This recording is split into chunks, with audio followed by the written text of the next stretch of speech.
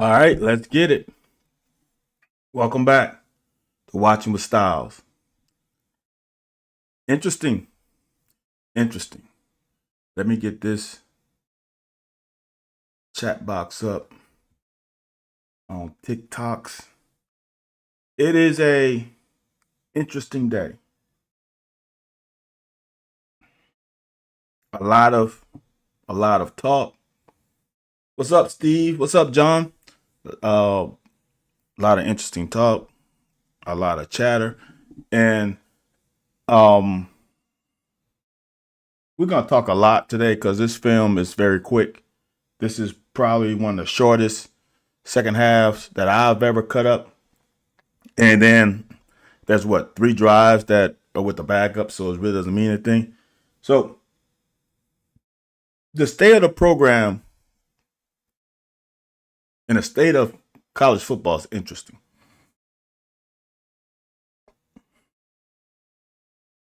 Because of the interaction with fans and coaches and players.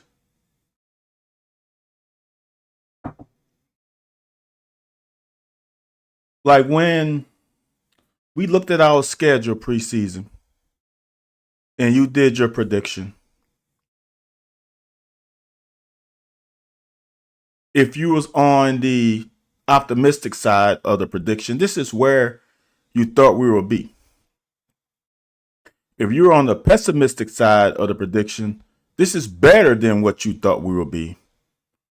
But when we went through that October, the Loud fans were done. And some of the non-Loud fans that had a more optimistic viewpoint was wavering, although this is what you thought it was going to be. The only thing that's for me that's different about this season than what I thought it was going to be is the emergence of Cutter Boley. That's it. That is the only difference for me in the outcome of the season to this point, is that Cutter Boley has proven that he is the guy. He has the keys to the program for as long as he wants it. Stoops has not done anything different. Bush has not done anything different. The only difference is Cutter has allowed a natural progression, natural process, evolution of the offense by his play. That's it. It's just like Lynn Bowden did the same thing with Eddie Gran. He allowed a natural progression of the scheme week in and week out. You add a play here, you add a play there, you add a new personnel group, and you add it. Look, as I've looked the last 3 to 4 weeks, we have a bread and butter route concept.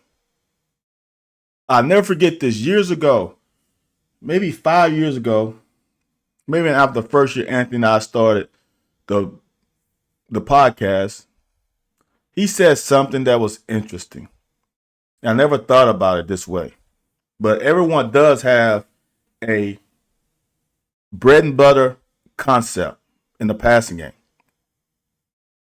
And he was right. We didn't have a bread and butter passing concept in the passing game. But now we do. Yeah, I see it all the time. On 3rd and 6 to 11, 12, we are running the same concept. Because in a route concept, if the defense runs zone, even if they run man, but if they run zone, the defense can never be right. That doesn't mean that you get the first down every time, but the players know, and it doesn't mean it's all the same personnel grouping. Doesn't mean the same guys are running the route, but the route concept is the same. So as a player, as a quarterback especially, you know right now, all right, 3rd and 7, we're going to run 325, Y sail, Z curl arrow, whatever the tags are. You know that you're going to run sail arrow on 3rd and whatever. So now you have to start processing that even before you got to play. Now, what defense they going to run? They like to run this on 3rd down. If it's in the boundary, they like those are things that help players. And we're to that level. These coaches are not doing anything different. Nothing.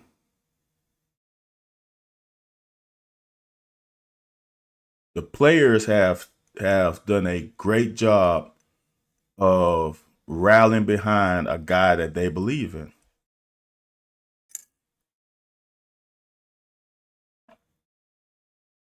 And I promise you that even though it helps the offense, it helps the defense way more than it helps the offense. Way more. It's tenfold how much it helps a defense that has, in many years, have put on their shoulders that we have to play almost a perfect game for us to win. They don't have to do that anymore. They don't have to do that anymore. And like I said in my tweet, the other beautiful thing about all of this, because I have heard, well, I was on the KSR football podcast this afternoon, and apparently Coach Stoops was very comfortable this afternoon and said something about money, some things about funding, some things about quote unquote pawning up. And having a local star player is essential for funding.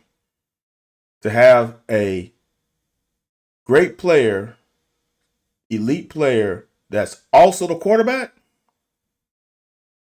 elevates the investments tenfold if it's done right. I don't think, in my opinion, Cutter should leave and can leave. I don't think he can get the things anywhere else that he can get here. It's impossible. It's impossible for him to go somewhere else and gain the things that he can gain in Lexington. This guy can rival Tim Couch as far as legacy. This guy can make more money than any player in NIL history on the Kentucky football team. This guy can do things that when he was a kid, there are going to be so many players in the state of Kentucky that's going to want to be a quarterback, and he's their hero. You can't do that anywhere else. You just can't. Not to the level that you are going to be revered here. Every time you come home to a basketball, football, whatever game in Lexington, Kentucky, you are going to get a standing ovation.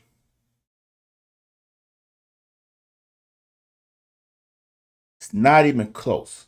That alone is worth about $1 million a year going somewhere else. You can take $1 million cut to stay here. So for me, that is huge. Steven, he's getting into 10 receivers is huge because now every guy who's eligible for a route understands that he might throw it to me. Understands that if I run my route correctly and I'm at the space that he's expecting me to be at, that he might give me the ball. That's huge. Being a local legend is huge for life after football. Man, Chris Cross is it is no way that guy, if he stays here, would probably pay for any dinner in Lexington, Kentucky, maybe for the rest of his life. Not to say it's going to happen 100% of the time, but a lot of the time. He can probably go to Jeff Ruby's anytime he wants if he stays and not have to pay. Joe is a man. Do you think the KSR boys apologized to Stoops in UK for trying to get him fired for the last year and a half? Joe, I'm not sure because I haven't heard that. I've only been on the show this year, so I haven't heard that while I was on. But I'm gonna say this, Joe. I don't think any media person has to apologize for something unless they get personal. As a former athlete, I understand the job and I understand the predictions. I understand it's entertainment. I understand that they are trying to really give out what the fans want. Now, if you get it on a personal level, then yes, they need to apologize. If it wasn't personal, they were just wrong. That's the only thing. And the thing about it is someone is going to be right and someone's going to be wrong. That's how life is. You're going to be right or you're going to be wrong. B. Jones says, why do you waste money on Calzada? Man, it is interesting how the Calzada thing has gone crazy with wasting money.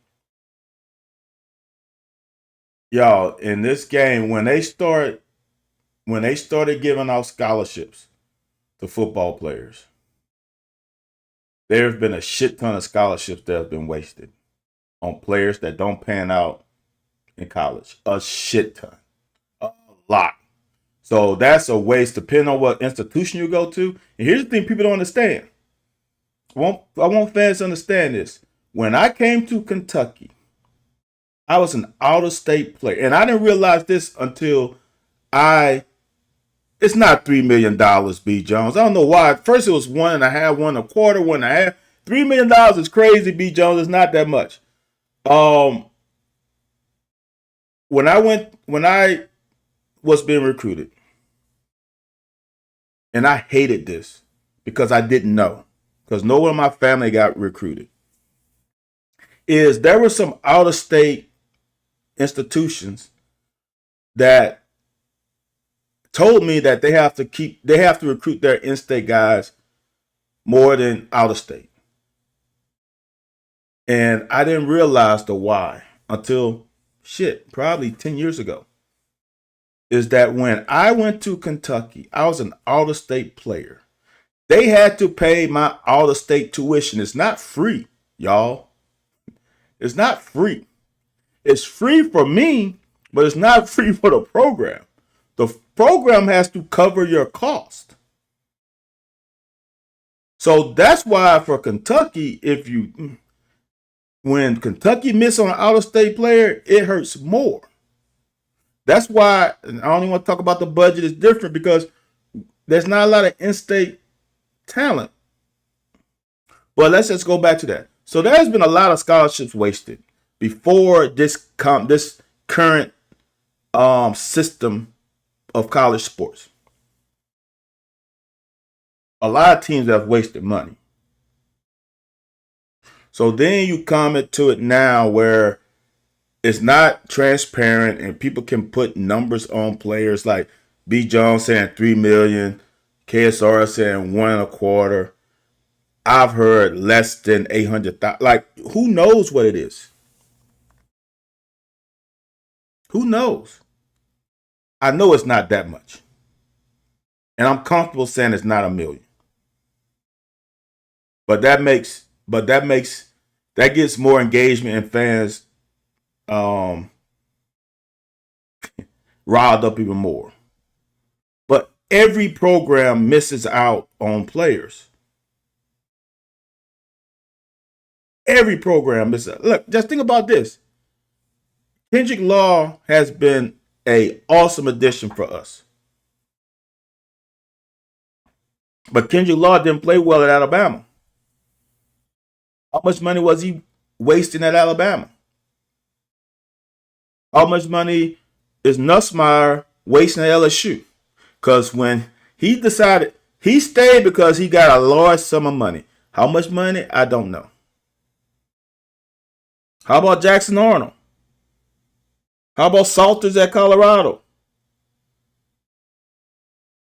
The list goes on and on. I mean, honestly, you can say Carson Beck is making more than he should. So for us, when we miss, our margin of error is slim. So now every dollar matters. Because we had to build a whole new offensive line. We have to take some chances on guys because we're not going to get the top echelon Porter guy. We're just not. So we have to take chances on players. And unfortunately now, it's always been money, but now fans feel like we are paying the players. And now fans feel a certain way when a certain guy who's paid a certain amount of money doesn't pan out. But that's been the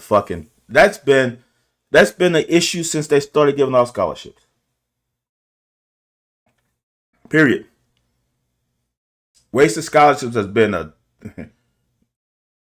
thing for as long as the test of time. Swole Guy says, Bonehart said that a chunk of rev shares go to scholarships. Yes, we do, man. The scholarship's not free. Well, B. Jones, you don't miss the days that you had to recruit. You still have to recruit. You just have to recruit and pay. So, to me, it's even recruiting evaluations are even more intense now. Especially for a program like us that can't pay top dollar to multiple players.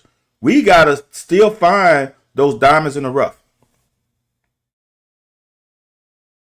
Like your Cam Millers, your DJ Millers, your Cam Dooleys. Like, we got to find the guys who are not, it's still the same. That's what I'm saying, B. Jones. Teams have been playing since the test of time. That ain't nothing new. Now everybody's just got the same. It's above board. It's above board. And everybody has the same foundation of funds, but then the bigger programs can still outspend other programs. But I like where we're at right now. And the only reason I look, the one thing there's two things that can level the playing field in college sports. Is your offensive scheme It's got to be gimmicky. Got to be either air raid or some type of option, triple option. So you make a team have to prepare for something that they don't see week in and week out in 1 week. Some type of special offense. That's one way that can level the playing field for the most part until you play just an elite athletic team. The other thing is having a great quarterback.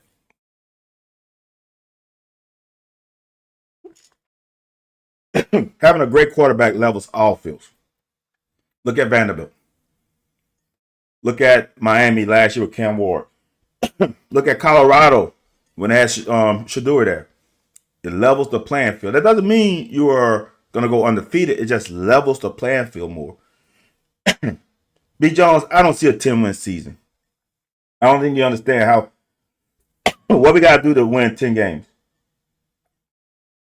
I think someone yesterday put up the teams we got to play. We got to face Alabama, A&M, Georgia, and Oklahoma next year. And that's going to probably be a 2-year deal with that. Because you got to play home and away. I don't see it. I wish I could say I could see it. I'm sorry, I just don't see it. 10-win season? Well, I guess if you come to bowl game, still very tough. That means, y'all, this is what's so hard about the 9-game schedule. The 9-game conference schedule. For us to win 9 games, we have to go 6-3 in conference, which has never been done in UK history. I would say that in modern day UK history, because I know back in the day they had 6-game conference schedule there. In modern day history, a 6-win season is crazy. It never happened. We've never gone 6-2. So to get to 9 wins means you have to win.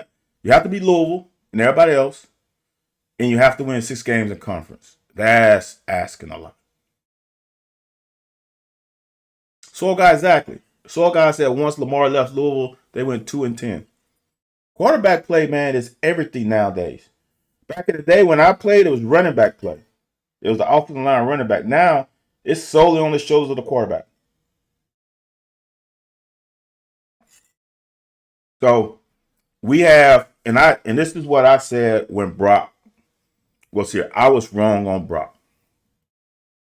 But this is what I said when we got a high star player from a big program. I said, if we get him 2 years, then we get Cutter for 2 years. And in those 2 years, we can find another quarterback. And that creates the consistency of having good quarterbacks. You can't hit in a portal every year. That now you're asking for too much. And you're paying too much money. You're paying too much money. So that's the difference. Beat Florida, beat Texas, beat Ole Miss. All right, B. Jones, let's say we beat those guys this year. We are, how many games we have won? We have won 2. So we are still right now at 5 wins. Think about that. If we beat Florida, beat Texas, and beat Ole Miss this year, we're still at 5 wins. That would be an elite season. We're still at 5-2. That we're still at 5 and it's 8. Oh, talking next season. Florida should be. Texas, I don't know, man. Texas gonna be tough. If Lane leads Ole Miss, then I like our chances at Ole Miss. But I don't think we play Ole Miss next year. Let me pull up the schedule. I can't remember who we play, but I don't think we play Ole Miss next year. This is a new cycle of games. B. Jones.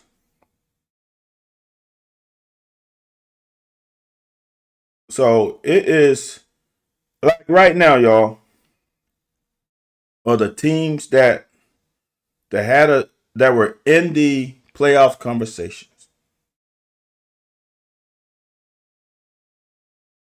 Last week, you had these teams in the playoff conversation. A lot of them played each other, and some of those guys are out now.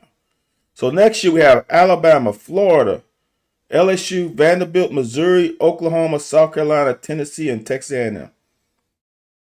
So we have Alabama, Tennessee, Oklahoma, A&M. Jeez. B. Jones, I don't believe that. If we had Dane Key and Barry Brown, that would help. I'm comfortable saying that wouldn't help. Definitely not Barry.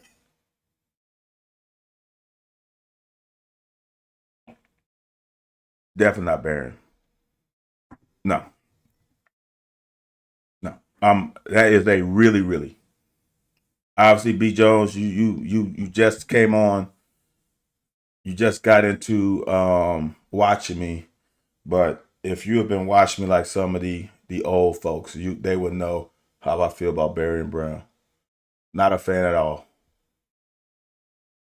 Um, I think Dane Key, the Dane Key thing, y'all, is I think he made the right decision for himself. The uncertainty with Bush, the uncertainty at quarterback, the uncertainty in the scheme, and can they utilize his talents to get him to the next level? I think he made the right decision for himself. I'm not sure Nebraska was the right place to go, but I understand that he needed to leave here though. And it's no thing I know he made the right decision. And in the long term, I think that helped us too. So um I think everything happens for a reason. And I think having Dane stunts the development of the Millers. I don't think Kendrick Law comes here maybe. JJ Hester has really proven later in the season. I don't know if he was injured, has proven valuable. The spread of the wealth has helped us all a lot. And like I said, I think everything fell into place and happened for a reason. I don't think Dane would have been happy this year, especially after the first couple games. I'm just saying. Um,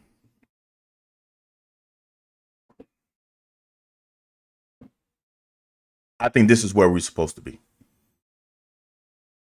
And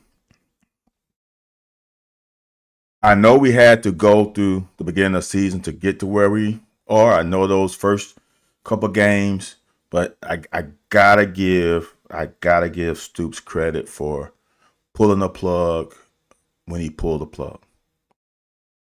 I didn't think he was gonna do it. And when he pulled the plug, he knew he had to stay with the guy. He stuck with Cutter, and look at where they are now.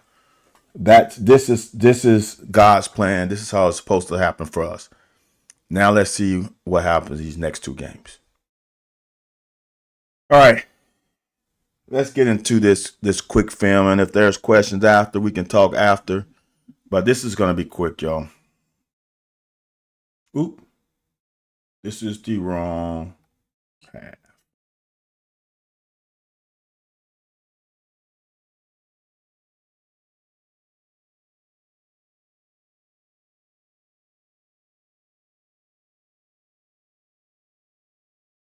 All right, let's start over.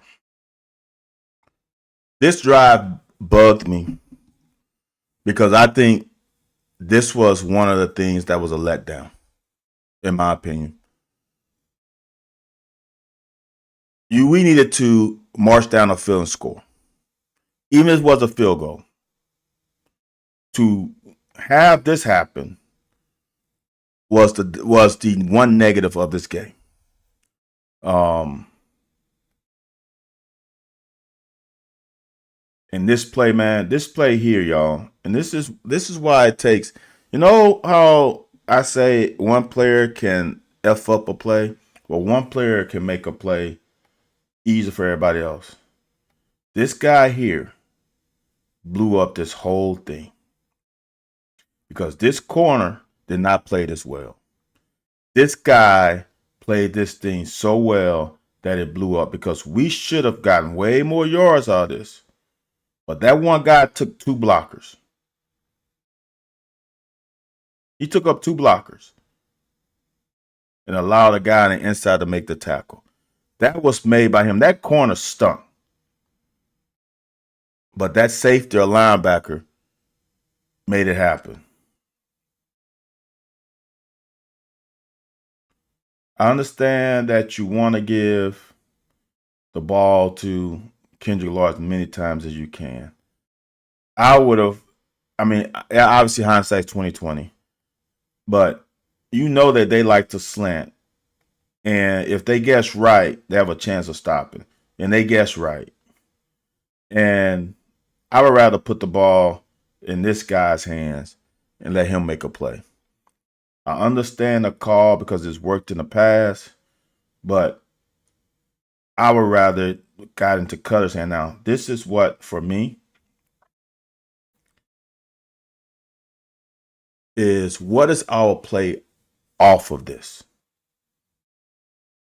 There are some plays that we'll run that what is the next evolution of the play? And this is one. What are we going to run off of this? We're going to fake it to him and let one of these guys run a wheel route, bring him on the sideline, or bring this guy, or sneak the tight end out. Like, what is our evolution of this play? I'm looking for the next level to this play because now teams are going to start game planning for it. And when they see him go in motion on short yardage plays, they're going to have a check probably. I'm looking for what is our adjustment or what's the next level on this play. But sometimes you run that play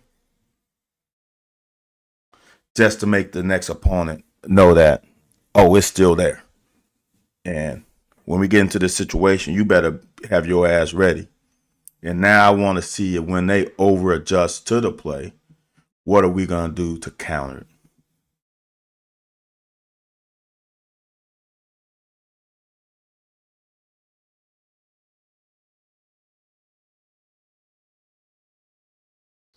The quarterback they had was pretty good. It's like I said, y'all, it's hard for me. Young guys, I want y'all to understand this. And it's nice to have a situation where you can see an actual visual, what I've been trying to tell my players. Here's a situation. When you get too far up the field as an edge creator, you're contained. You get too far up the field, you create a natural running lane, even though you're kind of doing your job. Watch as he gets up the field. See that natural just gap? And it's not a width. It is from here to here. It creates a crease. You cannot get too far up the field. You want to come about right here on the line of scrimmage. Set the fence post. Get ready to be able to adjust and make the running back turn in. But you just can't fly up the field. It does the defense no good. And the defensive tackle, defensive end, can't get washed inside. So we get washed and we get up the field. Now that hole is humongous for a DB. We don't like these. We don't. Now we got to do a better job and come up here and make a better attempt of a tackle. And if you're going to miss the tackle, see, for me, I grade missed tackles on did you miss it away from your leverage or to your leverage. If he goes and shoots at that right foot of that running back and makes that running back detour this way, it's not a bad miss to me. But he allowed him to get outside. There's no one else here. Now, all of these guys have to run that much further because you then turn him into them. That's a big negative. So as football players, this is a big negative. You are 4 yards up the field. This is a big negative by allowing this running back to get to the sideline. Not a problem with missing tackles. In college, a one-on-one tackle, this guy should win the majority of them. But if you miss him to the right side, it's not that bad. And here's what I'm going to tell you, running back. As a guy who played offense his whole life until college, you cannot settle 1, 2, 3, 4, 5, 6, 7 yards away from the running back. You got to keep progressing forward a little bit and not sit. You just gave him a crazy angle. But you here, now he can go 45 degrees, which is still progressing down the field in a direction and run by you. If you're still moving your feet and getting closer, now he has to go almost 90 degrees to go by you, and that's not gaining ground. Now that gives you a chance to get here and potentially cut him off again. But since there's so much space in between you, you give him all the angles. So you got to keep moving your feet, and then take this side away from it, just like you play basketball. Take the left side away from him, take the right side away from him, force him left. That's what you have to do.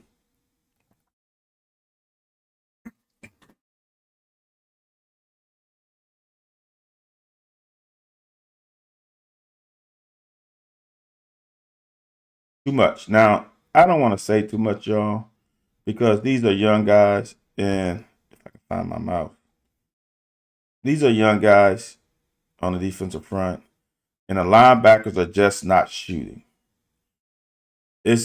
And it takes reps.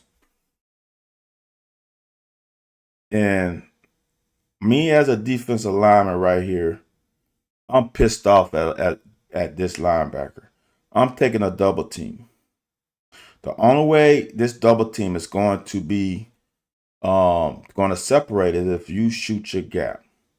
You got to shoot your gap to disengage this double team, which then now can potentially give that defensive lineman the advantage back. But since you wait, that double team stays a whole. See how long that double team stayed? And watch that lineman come out. And because you didn't shoot, now he made 2 blocks. That's your gap right there. Since you were not downhill, now there's a crease. And here's the thing. All it takes is one, y'all. Gaps are pretty much filled here. Pretty good, except the one. B. Jones, Demi and Dowdell are not the same type of running back. Demi is closer to Seth.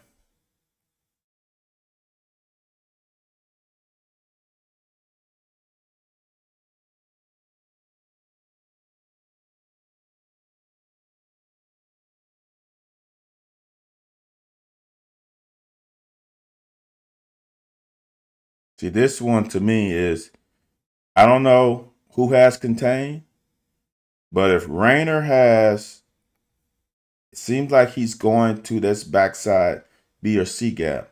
Somebody over here has to set an edge. It's either that defensive lineman or Sheed.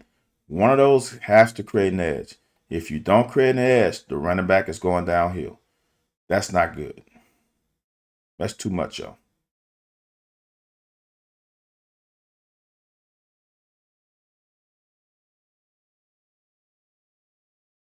Rayner had himself a game. I think this is, man, I can't see the numbers. It's a young pup. But that front now strain on that one. I don't know who 90. I think it's 91. Create a little penetration. Got himself a TFL. But it all starts with the nose. We create a new line of scrimmage with the nose. Now that makes it easier on everybody else. Now our linebackers are still not flowing and coming downhill. We got, oh, I thought it was a negative. My bad. Got 5. That's too much.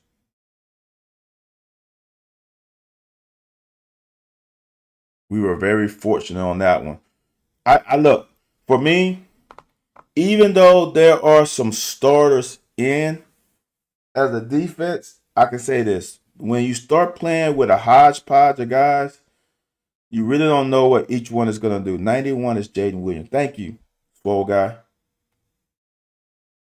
Like when you start playing with other guys, it does make a difference. Defense is definitely the thing that concerns me Saturday because of injuries. Deep back in the South, it doesn't concern me because of the offense. The defense doesn't have to be perfect. Vandy's defense has given up a ton of points to some teams that we have played, like Auburn. They gave up a ton of points to Auburn. And Auburn should have won that game if you watched the game. Auburn gave that game away with some blown coverages and allowing Diego to have his way kind of in the fourth quarter. And Auburn offense put up points. Texas offense put up points. We can put up points on them. That's why the defense is not concerning for me. If our offense was the offense of last year, I'll be concerned. Because I know Vanderbilt's going to put up 20-some points. They're going to score 20-some points. At least 20, I think. Now, if they get some turnovers, we create turnovers, it could be under 20. But if you ask me how much, I'm thinking 20-something. 21, 24. I think our offense can put up 30-something on them now.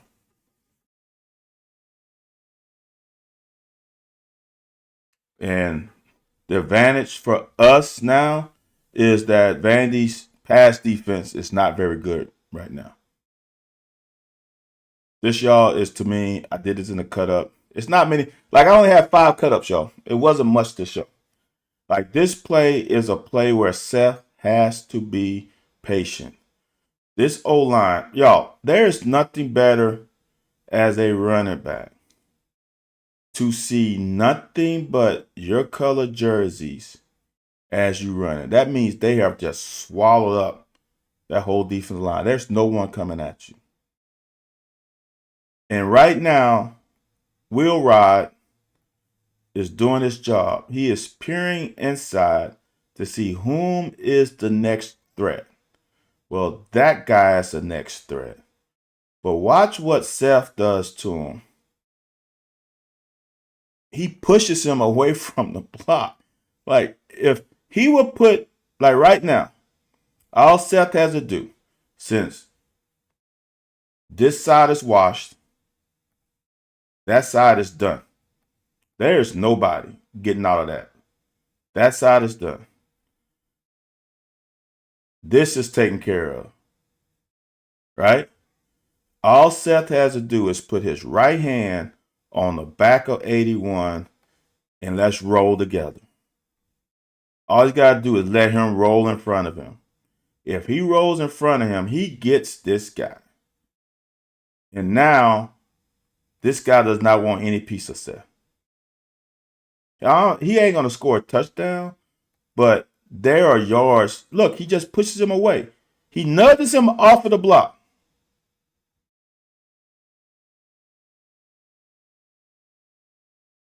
Well, back in the South, I can't guarantee no blown coverages. I wish I could. Now, this is what I love. If you don't see it, Cutter, and there's a running option, go take it. All right? Go take it. Now, we'll talk about it later.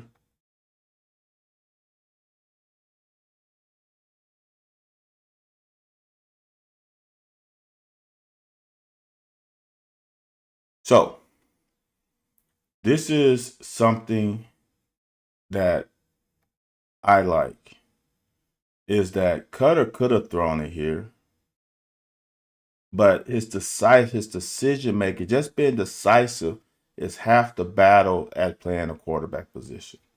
He is getting the ball out of his hands. He's trusting his eyes, letting it rip.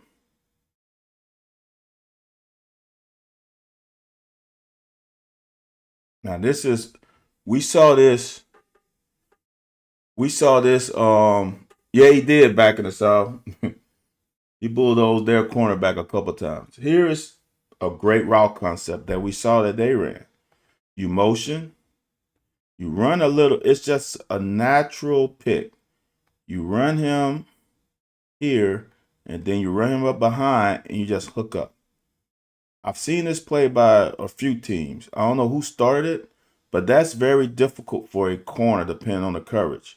Even in cover two, you just can't let this guy just run by you without heeding him a little bit.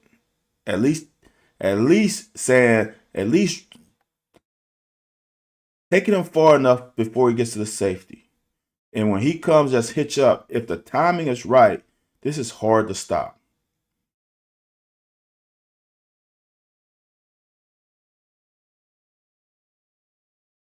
Swole guy, look, everybody played well. Swole guy said he liked how the backup O linemen look, all freshmen and sophomores. I still think we need one or two portal guys. I think we still gonna need one or two portal guys. Now this play here, like I showed in cut-ups, I know it's 4th and 1, but bruh,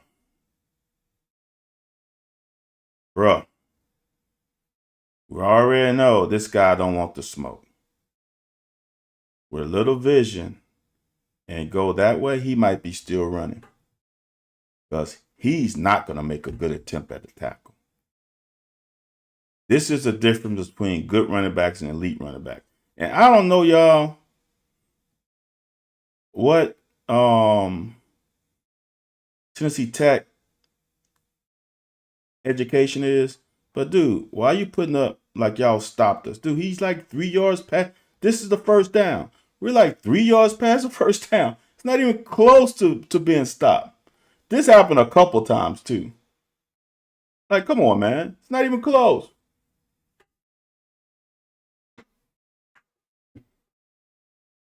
Like here, y'all. Like here.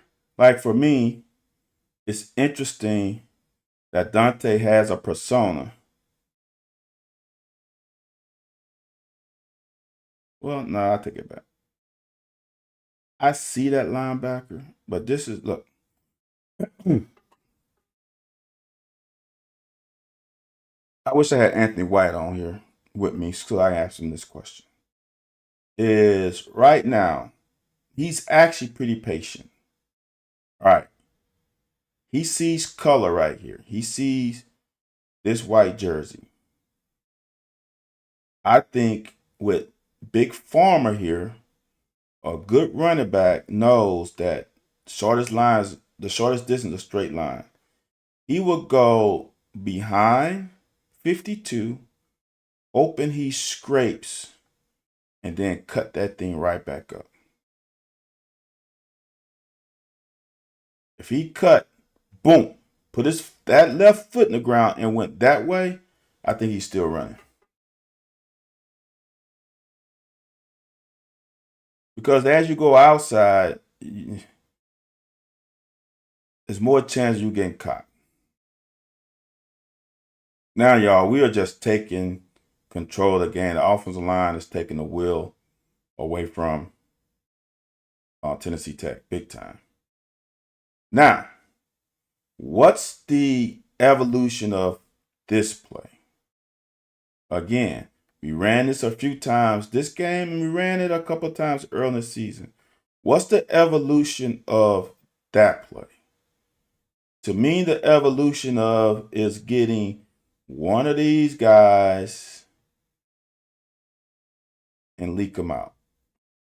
Then you can probably bring him on a swing route and maybe delay be a little bit deeper than that. Delay here. I need to know what's the evolution of this play. Because the teams are going to start playing that. Now this one, y'all, we'll go for it from the all 22. I need all 22, man. Anyone knows anyone that in the program that give all 22? Here's the problem with this. This is like, these are mistakes by a young quarterback. The great thing about Cutter is he doesn't really make the same mistake twice. Here's the issue I have with this play. Because Bush made this thing simple. It is max protect. It's max protect, two-man route with a safety valve.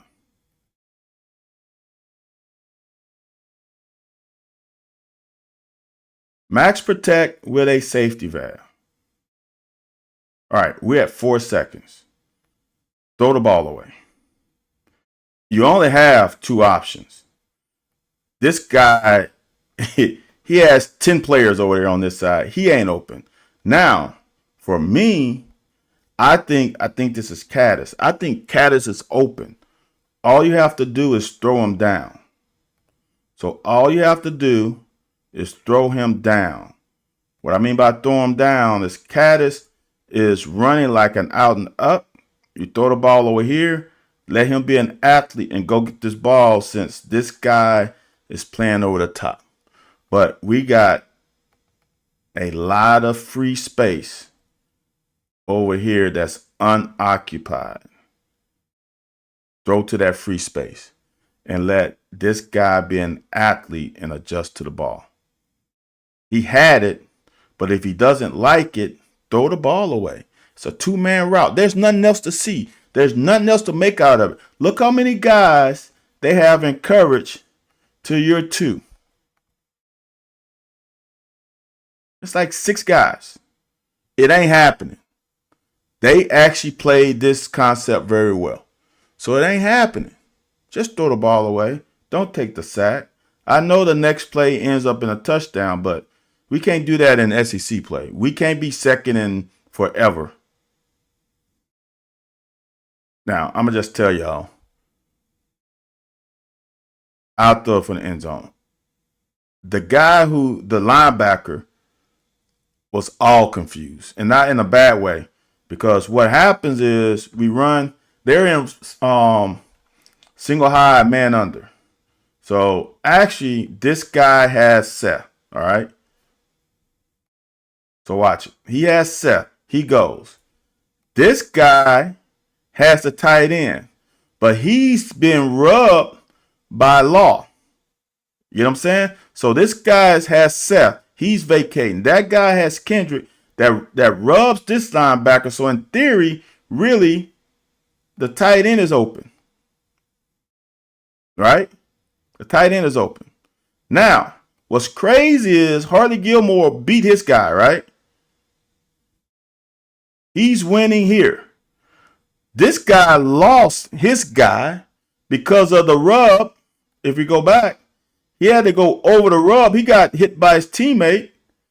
He almost got hit by his teammate into a pit. Like, he's not supposed to be there. That's crazy. Like, if you look at this should have never happened. This guy is actually covering 2 people. That shouldn't happen. If you look at the guy who's sort of more open is Kendrick Law.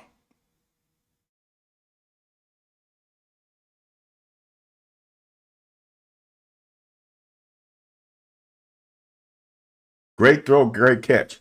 That guy almost knocked himself. His teammate almost knocked him into a pick, which is crazy. Now y'all are starting to get into garbage time. This is great coverage by the secondary.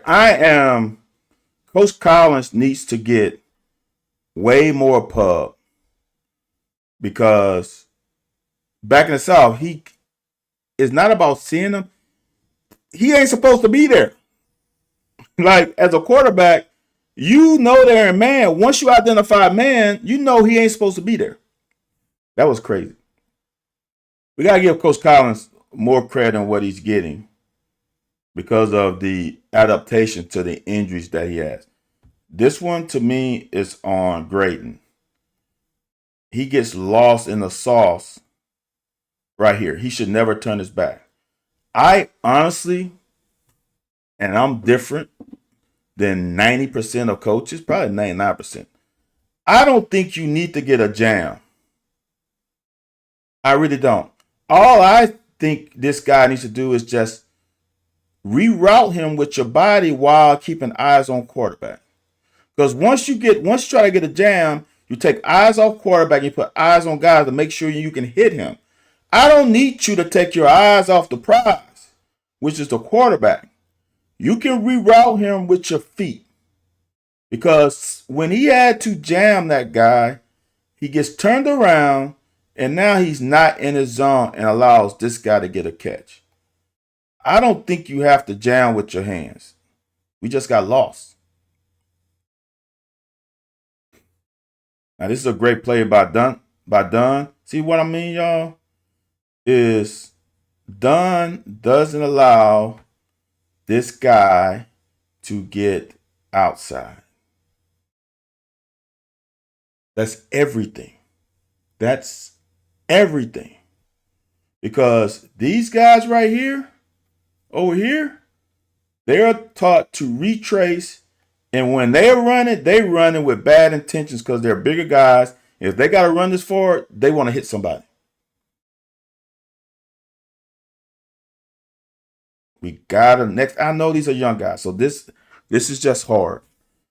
If you are this pass rusher next week, you got to rush to contain. You got to get about a yard, about a half yard from him, from Diego. You can't get above him. You can get even with him, but you can't get above him. So he can't do this. We cannot let Diego extend plays with his feet. It can't happen next week. It will happen, but it can't happen.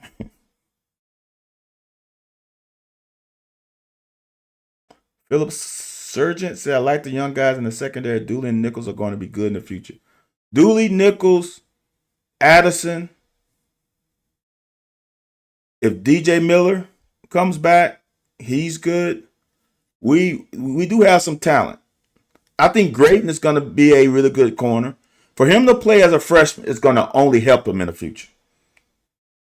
Him getting these reps this year is going to help him in the future. Even though he missed that tackle, it's going to help him in the future. Like here, man.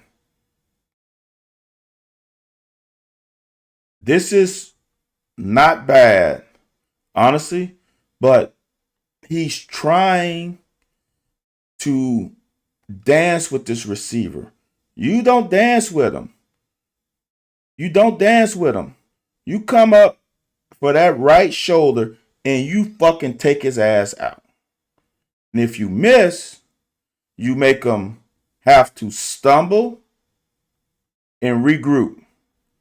But since you missed like this, he didn't have to regroup. He didn't have anybody to help him pinch that receiver. Great pass rush. Now, on this, y'all, this bothers me, and Grayton will understand, is this. They have two receivers. Now, if it's cover 3, I'm going to just draw here. If it's cover 3 and the receiver goes here and the receiver goes there, you have to midpoint it. But this is not cover 3. There's a safety right here, which means you can come back to your responsibility of 1. We were fortunate on this one. See all this safety is there on that number 2? You don't need to midpoint these two guys anymore because he's there. This is that. I don't know. I don't have the all 22, but looking at it when the ball was thrown, is we didn't play that correctly. And I could be wrong. This is a great move. Let me get my. This is a great move by Landon. Watch the. I'm gonna call it. You know what I'm gonna call it? The Euro step. Ah, ah. Got right inside of 78. Created some pressure up the middle. Got some pressure on the outside. Now we gotta make a tackle. 3rd and long. Now we gotta get off the field.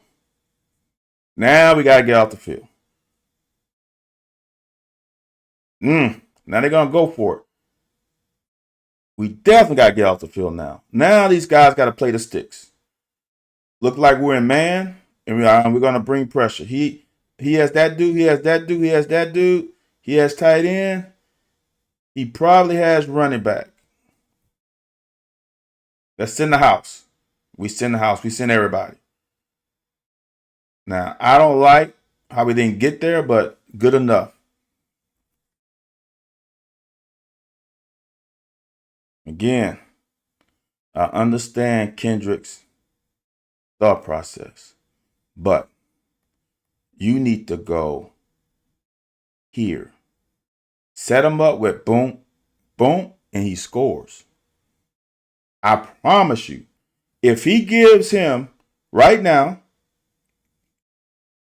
if he sets up this block, and this blocker, I don't know if this is Caddis or Boyer, this blocker knows that we are going to try and log him and turn him inside so that our other guy can go to the outside. If Kendrick sets him up with a fake here and go out, he scores. All right, Johnny, hope you feel well, brother.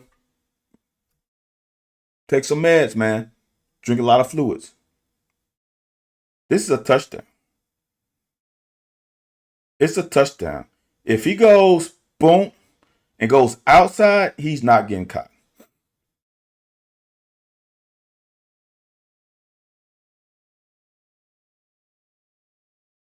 It's a way to change the count.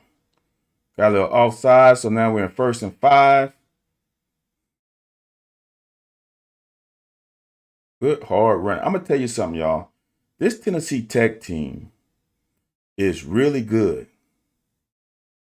Is really good. They are gonna cause problems in the FCS. They're gonna cause problems. So y'all, this is I know he has it in him. This is the patience. Watch the cut. Boom. There. He has it if he's patient. I'm going to say this. Someone asked me earlier about him and Demi. I don't know about that comparison, but he is better than I thought he would be. Dante has proven to be a much better running back than I thought he would be. And that's a very good thing for us going in the future. Like this run here. I didn't think he had that in him. We have and I'm going to tell you this. Mizell has shown something in his limited duty. Cam, you got to get your head up. Cam, head up. See what you hit, because that right there can cause a neck issue. That running back room is better than many will expect it, because that's great. That's great coverage right there with Patterson, Dante, and Mizell. I feel real good about the running back room next year. We got to find a couple offensive linemen, and this offense is going to be churning.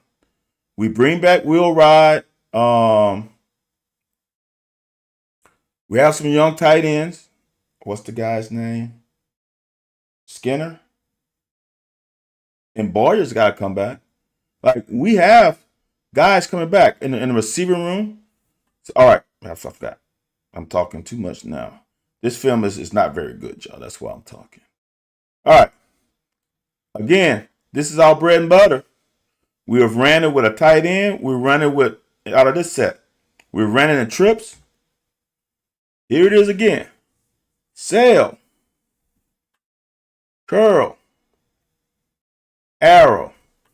That's hard to cover in any coverage. If they're man-to-man, this is right here a natural rub route.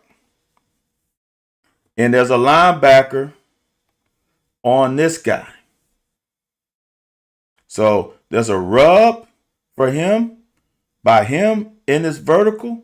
So he should be open. There's also a rub potentially for the sail route. If they run any kind of zone, the guy can't be right. Someone said that it could be cover 3. I'm not sure if it's cover 3. It could be because he is rotating over there. This linebacker's going deep middle, and he seemed like he has third. So it could be cover 3. Could be, as we call it, 3 cloud or 3 sit. With the way that corner sat, this is the throw. Layer that thing over his head in front of that safety. That's the throw. But this right here, this is our bread and butter concept on third and long. I don't know why it's not highlighting again. That's all concept on third and long. I love it. I love it. How do I get access to the film? I screen recorded off of ESPN. Jagger moving to center should help his career out. Poor guy. Yes. Burton has helped his chances of playing on the next level tremendously. Now, he was supposed to be, I know, redshirt freshman, I think. There was talks of him becoming a center. And whatever happened, I know Fortner became a center. And then they moved Cox inside. This is his spot. He found his safe space. This is good. Look, this guy here, I like what I saw in this one series. I really do. Dartfish, Alex, is the program. Dartfish. Great catch by DJ. Man, Patterson, I'm telling you, man. Patterson is that dude. And I was a little upset that that's a good throw, that he didn't get much run this year, but now I understand. Because Seth is that dude too. I'm glad that he stuck around with this program, and I hope he stays around another year and we give him the lion's share carries next year. He must really love Lexington. This right here solidified him for me. To be able to process this route. Again, this is our bread and butter. This is the bread and butter route, y'all. Here it is again. Sail, curl, arrow. And for Ward to process this and throw this on time. This is a touchdown. We just dropped it. Hit him right in the chest. Boom. Great pass, man. Great pass.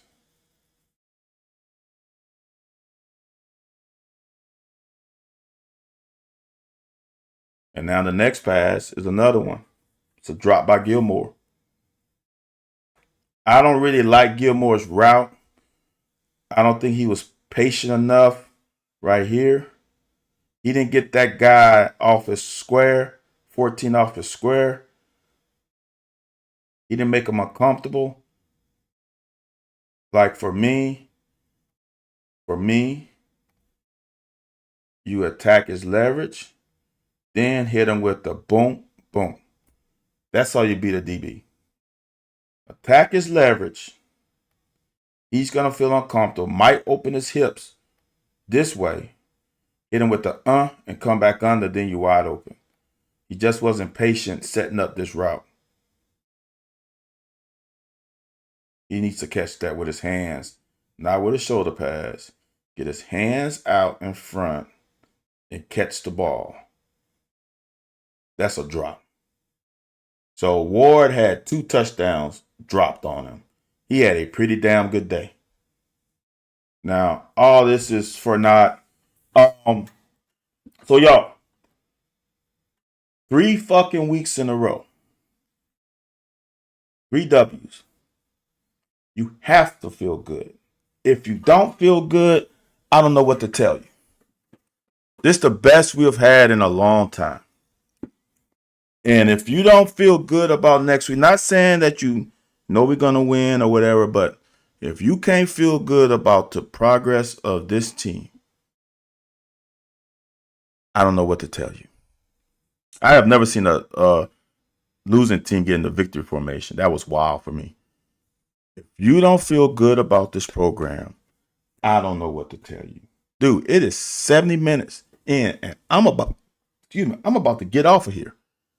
Wow. This might be the shortest breakdown in the history of breakdowns. I don't have anything else to say. I appreciate y'all.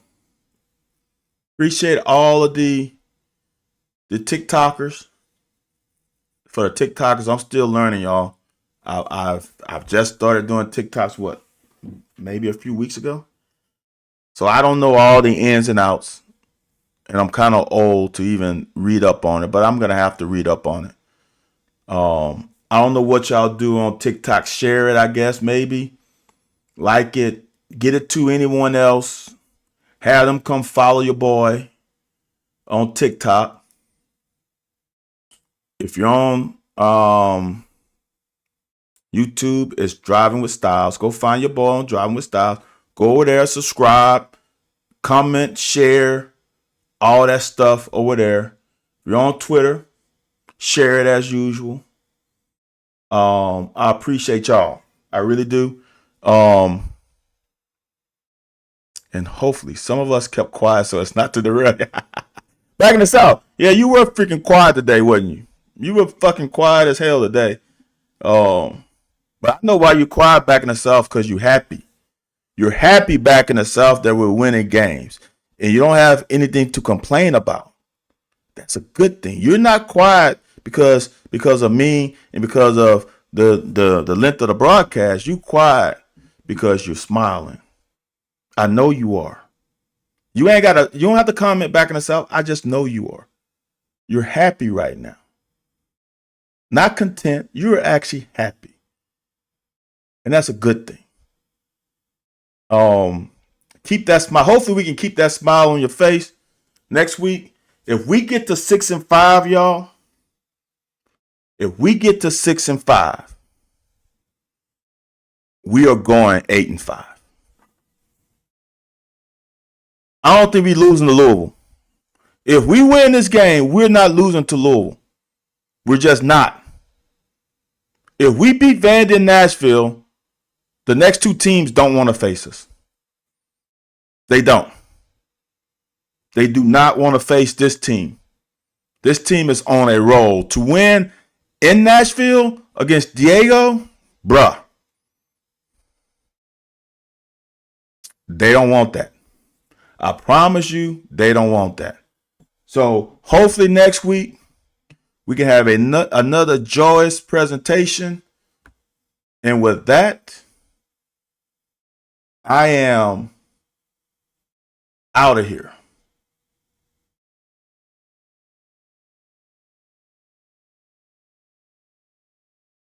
Left to play the game. Quarterback drops